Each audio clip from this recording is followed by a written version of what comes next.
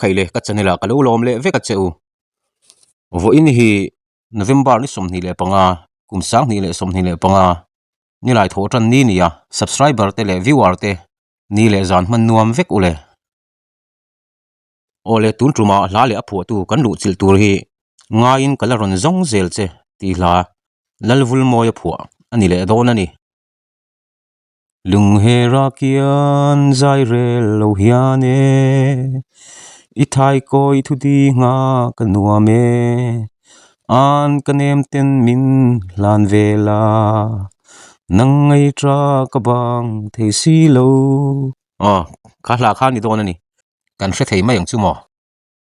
he la hi kumsang kha zakwa sumriat pahnia pulal vul moya na phuania he la a phu chan chu klei rol kum som paruk mi mel tha le mit meng moi zit mai chu tongin azuna a wai ta thlat maya ma se an kumain thawin an len lai arol si lova run mun an leng dun thei don lo ti chu threng ma se a thei ngil thei si lova rem don lo ma se arem ve ni tur aron in her chuak mil ma na ti in be se na in alo nga hak renga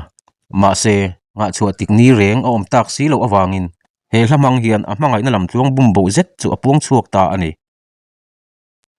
he hla thu han ngai thak wang hian pulal vul moyan mangai na jin kong bum bo tak a zo dan le chu mangai na zun chu a phur chu a zo si lo awanga mangai tu tor na nat zia chu a pho chuak chiang hle ni pulal vul moya hi thu le hlalama tho lok tak le miril tak ani ngot lova promoter ro pui tak ani telani zo fa te zinga la phua thiam le zai thiam sakming dai to ngai reng lo tur pulal lian moya pa chu kha ano pan la ya tanga pulal vul moya kai hruai le cher chu ania mizo me che zinga zai thiam lama ma hruai tu PH lalrin ki mi po kha pulal vul moya pum chuak ani bokani hetiang khopa mi ro pui hi choi moina no pui dom tir tlak chu awani em he la hi kumsang khat zakwa somriat pahnia piang ma ni se vu in thleng mai hian ala chuai theilova kan generation mil zela zai thiam larten an cover zel mai hian he la that zia le hlut zia hi ati chiang hle ni he la lo sa to tu te chu pakhatna helen zai than kungi pani na h zo sang liani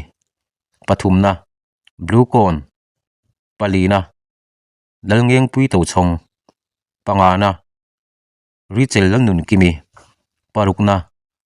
zoremi zote mar pasarina esthir namte te anni khaile tuna chuan pulal vul moya hlapua ngain kalaron zong zel che ti hla chu in ngai thlateng